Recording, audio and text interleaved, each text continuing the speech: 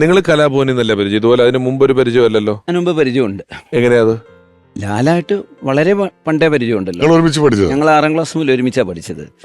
അത് മാത്രമല്ല, ഞാൻ ഈ മറ്റ് മത്സരങ്ങൾ വിട്ട് ആദ്യമായിട്ട് ഒരു സ്റ്റേജ് പുറത്ത് ചെയ്യുന്നത് ലാലിന്റെ വീടിനടുത്തുള്ള കഴുന്ന്, നേരത്തെ പറഞ്ഞ പോലത്തെ ആ കഴുന്ന് പരിപാടി.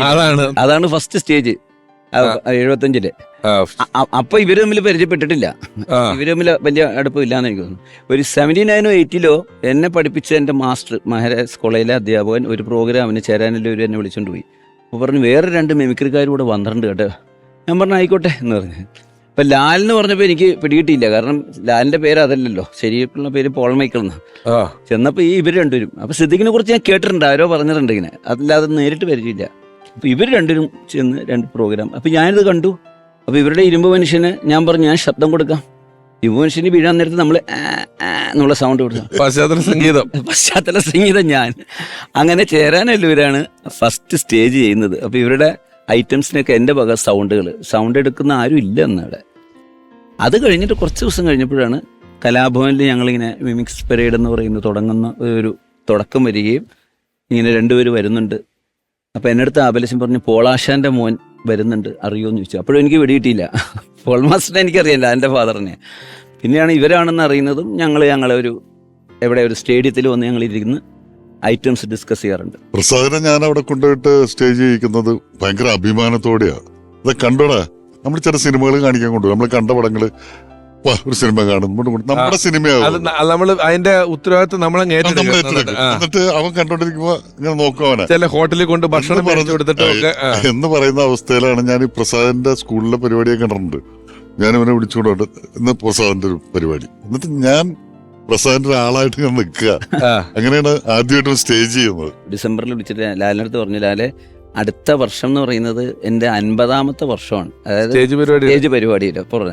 അതായത് ഈ 25 ഡിസംബർ ആകുമ്പോൾ, അതായത് ഇപ്പം 50ാം വർഷത്തിലേക്ക് കടന്നു.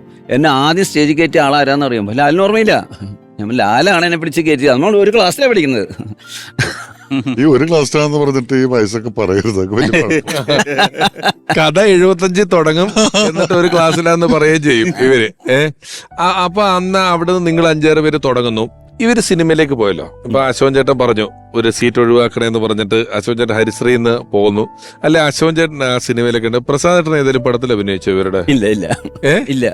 പ്രസാദ് സ്റ്റേജ് വിട്ടിട്ടുള്ള കളി അന്ന് ഏതെങ്കിലും പള്ളി പരിപാടി കാണും. അന്ന് സ്റ്റേജ് പ്രോഗ്രാമിലും പ്രസാദ് ഈ ശബ്ദങ്ങളിലാണ് മിടുക്കൻ. അഭിനയത്തിന്റെ കാര്യത്തില് ആള് തിരുവി വരുന്നില്ല. അങ്ങനെ ഞാൻ എല്ലായിടത്തും പറയാറുള്ള കാര്യമാണ്. പിന്നെ അല്ല, ഇനി ഒരു കാര്യം പറഞ്ഞ് അവസാനിപ്പിച്ചില്ല. ആ സ്റ്റേഡിയത്തിൽ ഇരുന്നാണ് ഞങ്ങൾ ഐറ്റംസ് പ്ലാൻ ചെയ്യുന്നത്. ഞാൻ ഒരു കഴിഞ്ഞ ആഴ്ച അതിലേക്ക് പോയപ്പോൾ ആ സ്റ്റേഡിയം പൊളിച്ചിട്ടിരിക്കുന്നു. ഞാൻ അവിടെ കുറച്ചേരം നിന്നു, കാരണം ആ സ്റ്റേഡിയം പൊളിഞ്ഞെന്ന് പറഞ്ഞപ്പോൾ എൻ്റെ മനസ്സിന് ആദ്യം ഓർമ്മ വന്നത് ലാലിനെയും സിദ്ദിഖിനെയും. നമ്മളവിടെ ആ സ്റ്റേഡിയത്തിന് ഓർമ്മ എന്ന് പറഞ്ഞാൽ നമ്മുടെ നൊസ്റ്റാൾജി അടിക്കുന്നത്, നമ്മൾ ഫുട്ബോൾ കളിക്കാൻ പോകാറില്ല, ക്രിക്കറ്റ് കളിക്കാൻ പോകാറില്ല. ഓർമ്മ എന്ന് പറഞ്ഞാൽ പഴയ ഐറ്റംസ് ഉണ്ടാക്കുന്നത് അവിടെ ഇരുന്നിട്ട്. അപ്പൊ അത് കണ്ടു ഞാൻ ലാലായിട്ട് ഇപ്പൊ പറഞ്ഞു, നമ്മുടെ ആ പഴയ സ്റ്റേഡിയം പൊളിച്ചിട്ടിരിക്കുന്നത് കേട്ടാന്ന് പറഞ്ഞു. നമ്മുടെ അംബേദ്കർ സ്റ്റേഡിയം ബസ് സ്റ്റാൻഡിന്റെ അടുത്തുള്ള. അല്ല, നിങ്ങൾക്കെല്ലാം പലപ്പോഴും നമ്മൾ ചർച്ച ചെയ്യുമ്പോൾ നിങ്ങൾക്ക് ആ ഡേറ്റ്, സ്ഥലം, സമയം, ഇപ്പൊ അശോകൻ ചേട്ടൻ പറയുന്നത് സ്റ്റെപ്പ് ഇറങ്ങുമ്പോൾ കണ്ടു എല്ലാം വളരെ ഒരു സിനിമ കാണുന്നത് പോലെ ഓർമ്മയുള്ള സ്ഥലങ്ങളാണ്. ഇപ്പൊ മിനിഞ്ഞാന്ന് കണ്ടിരുന്ന കാര്യം പറയുന്ന പോലെയാണ് ഇത്രയും ഒരു കാലഘട്ടം മുമ്പുള്ള കാര്യങ്ങൾ പറയുന്നത്. ഈ കലാഭവനിലുള്ള സമയത്തും അവിടെ പോയി കൂടാറുണ്ട്, സ്റ്റേഡിയത്തിൽ ഇരിക്കാറുണ്ട് പോയിട്ട്. അപ്പം ഞാനൊക്കെ കലാഭവനിൽ വന്നതിന് ശേഷം പിന്നെ ഞാൻ ഇവരുടെ ഗ്യാങ്ങിലേക്ക് പോയി ഇരുന്ന് കൂടി. ഞാൻ പറയില്ലല്ലോ, ഗാനങ്ങളുടെ ഇന്റർവെല്ലാണ് ഞാൻ ചൊല്ല. എന്നാലും ഇവരിലേക്ക് വന്ന് ഇഴുകി കയറി പിന്നെ ഇവരായിട്ട് കമ്പനിയായി ഞാൻ സിദ്ദിഖ് ലാലുള്ള ആ സ്റ്റേഡിയത്തിൽ പോയി ഇരിക്കും. അവിടുന്ന് പിന്നെ നടക്കാൻ ബ്ലൂ നൈൽ ഹോട്ടലിൽ നിന്നൊരു ചായ കുടിക്കും. ഒരു ചായ കുടിക്കും, കാച്ചില്ല ഒരു ചായ കുടിക്കും. ഒരു ദിവസം ഞങ്ങൾ ഇങ്ങനെ നടന്നു വരുന്ന സമയത്താണ് സരിക എന്താണ് ഒരു ഓഡിയോ കാസറ്റിന്റെ അഡ്വാൻസ് കിട്ടി നമുക്ക് വഴിയിൽ വെച്ച് അബുക്ക ഞങ്ങൾ സർഗം. അപ്പൊ ഒരു ഓഡിയോ കാസറ്റ് ചെയ്യാമോ സിദ്ദിഖ് ലാലിനോട് ചോദിച്ചു. പിന്നെന്താ സിദ്ദിഖ് പറഞ്ഞു, നമ്മൾ പിന്നെന്താ സിദ്ദിഖ് ഒരു കാര്യത്തിന് മുമ്പോട്ടിറങ്ങില്ല. എനിക്ക് തോന്നണ ഞാൻ ഇല്ലായിരുന്നെങ്കിൽ, അതല്ലെങ്കിൽ എന്നെ പോലത്തെ ഒരാളില്ലെങ്കിൽ സിദ്ദിഖ് ഒന്നും ആവൂല. ഭയങ്കര ഉൾവലിച്ചിന്റെ ആളായിരുന്നു. ഇപ്പൊ ഈ പാകിസ്ഥാന്റെ അടുത്ത് പോകുന്നതും അതിനു മുമ്പ് കലാഭവനിലും മിസ് പരേഡിൽ പോയി ചേരുന്നതും ഞങ്ങളൊരുമിച്ച് മിക്രി നടത്തുന്നതൊക്കെ ഞാൻ വലിച്ചിട്ട് പോകുന്നത്. ഞാൻ പലപ്പോഴും ആലോചിച്ചിട്ടുണ്ട് ഇയാൾ എങ്ങനെ പോയിട്ട് ഹിന്ദി പടം ചെയ്യും. ഞാനില്ലെങ്കിൽ സിദ്ദിഖുണ്ടാവില്ല എന്ന് പറഞ്ഞ പോലെ തന്നെയുള്ളൊരു വലിയ കാര്യമാണ്. സിദ്ദിഖില്ലായിരുന്നെങ്കിൽ ഞാൻ ഭയങ്കര ബോറനായി പോയെന്നെ. അതാ ഞാൻ അങ്ങോട്ടും ഇങ്ങോട്ടും എന്ന് പറഞ്ഞേ. ഞാൻ ഭയങ്കര കുഴപ്പക്കാരനും കുസൃതി ഉണ്ടാക്കാൻ അലമ്പുണ്ടാക്കാനൊക്കെ താല്പര്യമുള്ള ആളായിരുന്നു. അവസരമൊക്കെ പടത്തിൽ പാടുമ്പം റെക്കോർഡിങ്ങിനൊക്കെ വരലുണ്ടോ? വരാറുണ്ടായിരുന്നു. ബോഡി ഗാർഡ് ആണ് ഞാൻ ഫസ്റ്റ് സിദ്ദിഖണ്ണന്റെ പാടുന്നത്. അപ്പൊ അന്ന് ഒരു ഫുൾ ഡേ റെക്കോർഡിംഗ് ആയിരുന്നു. കാരണം കൈതപ്രമാഷാണ് പാട്ട് എഴുതിയത്. അപ്പോൾ പാട്ട് പാടും, കുറച്ച് ലിറിക്സ് വരും, ഔസേപ്പച്ചൻ സാറ് മ്യൂസിക്കും. അപ്പോൾ ഫുൾ ടൈം ഉണ്ടായിരുന്നു കൂടെ. അപ്പോൾ കുറേ പാടിൻ്റെ സ്റ്റൈലൊക്കെ മൂപ്പര് ആ ഒരു ഐഡിയാസൊക്കെ കുറേയൊക്കെ പറഞ്ഞു തന്നിരുന്നു. പിന്നെ മ്യൂസിക് ഡയറക്ടേഴ്സ് അവരുടെ രീതിയിലുള്ള കാര്യങ്ങളും ഔസേപ്പച്ചൻ സാറും പറഞ്ഞിരുന്നു. അപ്പോൾ ഒരു നല്ലൊരു അനുഭവമായിരുന്നു. സിദ്ദിഖണ്ണന്റെ ഫസ്റ്റ് ഫിലിം പാടുന്നത് ബോഡി ഗാർഡാണ്. എന്നോട് ഈ വിഷ്ണു ഉണ്ണികൃഷ്ണൻ, ടിനി ടോം ഒക്കെ കൂടെ പറഞ്ഞാണ് സിദ്ദിഖ് സാർ ബിഗ് ബ്രദർ എന്ന് പറയുന്ന സിനിമ ചെയ്തല്ലോ. അപ്പൊ ബിഗ് ബ്രദർ എന്ന് പറയുന്ന സിനിമ ചെയ്തപ്പോൾ അതില് സൽമാൻ ഖാന്റെ സഹോദരൻ അർഫാസ് ഖാനോ അങ്ങനെ ഒരാൾ അഭിനയിക്കുന്നുണ്ട്, വില്ലനായിട്ട് അഭിനയിക്കുന്നുണ്ട്. അപ്പം അയാൾ ഹിന്ദിയിലെ വലിയ നിർമ്മാതാവും അതൊക്കെയാണ്. അദ്ദേഹം വന്നിട്ട് ഈ ടിനി ടോമിന്റെയും വിഷ്ണു ഉണ്ണികൃഷ്ണന്റെ ഒക്കെ കൂടെ ഏതോ ഫൈറ്റ് സീനോ എന്തൊക്കെയോ അഭിനയിക്കുകയാണ്. അപ്പം സിദ്ദിഖ് സാർ ഇങ്ങനെ ഇരിക്കുമ്പം ഒരു ഗ്രാറ്റിറ്റ്യൂഡ്, അവരുടെ കൂടെ എനിക്ക് അവസരം തന്നല്ലോ എന്നുള്ളതൊന്നുള്ള പോലെ ടിനിച്ചേട്ടൻ അടുത്ത് പോയിട്ടിരുന്ന് പറഞ്ഞു, സാർ എന്നാലും ഞങ്ങൾക്ക് ഈ അർഫാസ് ഖാനെ പോലൊരു നടൻ, അയാളുടെയൊക്കെ കൂടെ ഞങ്ങൾക്ക് സാർ ഒരു വേഷം തന്നല്ലോ എന്നെ കൈകുപ്പിച്ചത്. അപ്പൊ ഞാൻ അയാളോട് ചെയ്യുന്നത് നിങ്ങളൊന്ന് ആലോചിച്ച് നോക്കിയെന്ന്. ഈ പ്രസാദേട്ടൻ ഒരിടത്ത് വന്നു, സിദ്ദിഖ് സാർ ഇരിക്കുന്ന സ്ഥലത്ത് എന്തോ മീറ്റിംഗ് കിടക്കുമ്പോൾ ഇതുപോലെ പ്രസാദേട്ടൻ വന്ന് അവിടെ ഇരുന്ന് എല്ലാ മാറ്ററിനും നടക്കുന്നതിനിടെ പെട്ടെന്ന് സിദ്ദിഖ് സാർ പ്രസാദിനോട് ചോദിച്ചു, പ്രസാദിന്റെ മുടി വിഗാണോ എന്ന് ചോദിച്ചു.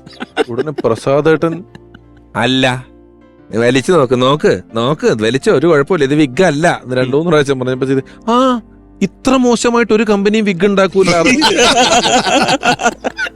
ഇത് നടന്നതാ. അയ്യോ നടന്നതാ, ഞാൻ സിനിമയുടെ പറഞ്ഞതാണ്. വിയറ്റ്നാം കോളനി പോലെ ഒരു കഥയും അത്രയും വിധത്തിലും തരത്തിലുള്ള കഥാപാത്രങ്ങളും ഒക്കെ ഉള്ളൊരു പടവും ടൈറ്റിൽ തന്നെ പവനരച്ച് എഴുതുന്ന എന്ന് പറയുന്ന വളരെ മനോഹരമായിട്ടുള്ളൊരു പാട്ടായിട്ടാണ് തുടങ്ങുന്നത്. അവിടെ നിന്നാണ് നമ്മൾ കൃഷ്ണമൂർത്തിയുടെ ക്യാരക്ടറെ ഇൻട്രൊഡ്യൂസ് ചെയ്യുന്നതും വരുന്നതും എല്ലാം. അതൊരു വലിയ കോമ്പിനേഷനാണ് നിങ്ങളുടെ പടങ്ങളിൽ അങ്ങനെ പാട്ടുകൾ വന്ന് കയറുന്നത്. ഇപ്പം സിനിമയുടെ കഥാഗതിയിൽ ഒരു പാട്ട് ഇന്നടുത്ത് വരണം എന്നുള്ളത് നമുക്ക് എഴുതുമ്പോൾ വേണമെങ്കിൽ നമ്മുടെ ഒരു ഇമോഷൻ വർദ്ധിപ്പിക്കാൻ വേണ്ടി വേണമെന്ന് ഫിക്സ് ചെയ്യാം, അല്ലാതെ ഫിക്സ് ചെയ്യാം. ടൈറ്റിൽ ഒരു പാട്ടാക്കാം എന്നുള്ളത് തോന്നിയത് എങ്ങനെയാണ് ആ പടത്തിന്റെ? അത് ടൈറ്റിൽ ഒരു പാട്ടാക്കാന്നുള്ളതല്ല. ശരിക്കും പറഞ്ഞു കഴിഞ്ഞാൽ അന്ന് ആ സമയത്തൊക്കെ മോഹൻലാല് ലോകത്തുള്ള എല്ലാവരും ഇടിച്ചിട്ട് കഴിഞ്ഞു. ഹിന്ദിയിൽ നിന്ന് വരെ വില്ലന്മാര് വന്ന് അവരൊക്കെ ഇടിച്ചിട്ട് കഴിഞ്ഞു. അപ്പൊ ഇനി വില്ലനെ വലുതാക്കല് നിവൃത്തിയില്ല. ചെയ്തു, 3 വില്ലന്മാരെ ഉണ്ടാക്കി, ഇരുമ്പ് സാങ്, റാവുത്തര് എന്നൊക്കെ പറഞ്ഞിട്ടുണ്ടാക്കി. എന്നിട്ടും മോഹൻലാലിനൊരു ഇരയാവുന്നില്ല. പിന്നെ ചെയ്യാവുന്നത് ഈ എന്താണ്, ചെറിയ വര വരച്ച് മറ്റേ വലുതാക്കാന്ന് പറയുന്നുണ്ട്. എന്ന് പറയുന്നത് ഈ കൃഷ്ണമൂർത്തിയെ ചെറുതാക്കുക എന്ന് പറയുന്നൊരു ആശയത്തിലേക്ക് വന്നു. അങ്ങനെയാണ് ഈ ഒരു സാധുവാക്കലാണ് ക്ലാസിക്കൽ പാട്ടൊക്കെ അഗ്രഹാരത്തില് പൂജയൊക്കെ ഇട്ട് നടക്കുന്ന, അങ്ങനെ ഇയാളെ ചെറുതാക്കാൻ വേണ്ടിയിട്ട് ഉണ്ടാക്കിയതാണ്. കാരണം ഈ അതിലെ പവനരച്ച് എഴുതുന്ന പറയുന്ന ഒരു പാട്ട് ആ പടത്തിൽ എങ്ങനെയാന്നുള്ളത് നമ്മൾ വെറുതെ സിനിമ ആലോചിക്കുമ്പോൾ ആലോചിച്ചിട്ടുണ്ട്. അത് ഇപ്പം ചെറിയവരായിരുന്നു എന്നുള്ളത് മനസ്സിലായി. അഫ്സലിക്ക, ഞാൻ അഫ്സലിക്ക ഈ പാട്ട് പാടി ഞാൻ കേട്ടിട്ടേ ഇല്ല. ശരിക്കും വിയറ്റ്നാം കോളനിയിലെ പാട്ടുകളൊക്കെ തന്നെ എല്ലാം ഡിഫറെന്റ് പാട്ടുകളാണ്. ഇതൊരു സെമി ക്ലാസിക്കൽ പാട്ട് പവനരച്ച്, പിന്നെ ലല്ലലം ചൊല്ലുന്ന ചെല്ലക്കി, അതൊരു ലൈറ്റ് മ്യൂസിക്, പിന്നെ ഒരു ഫെസ്റ്റിവൽ താളമേളം പാട്ടും കൂത്തും, പിന്നെ അതില് പിന്നെ പാതിരവായി എല്ലാം മ്യൂസിക്കലി എല്ലാം ഡിഫറെന്റ് ജോണറിൽ. പാതിരവായി നേരത്തിലൊരു പട്ടി ഓടിക്കുന്നതൊക്കെ എങ്ങനെയല്ലേ ആ പട്ടിയുടെ ഓടിക്കുന്നത്? അത് ലാലം കൂടി ചെയ്തതാണ്. പട്ടി ഓടിച്ചു, പുള്ളി ഓടി. ഒരു വൈറ്റ് ഷോട്ടും ആയിരുന്നു. അപ്പൊ പുള്ളിക്ക് പോണ സ്ഥലം ഉണ്ടായിരുന്നു. പട്ടി പുറകെ വന്നപ്പോ പുള്ളി ഓടി. അത് നമ്മള് പ്ലാൻ ചെയ്തെടുത്ത കിട്ടാത്ത ഭാഗ്യം.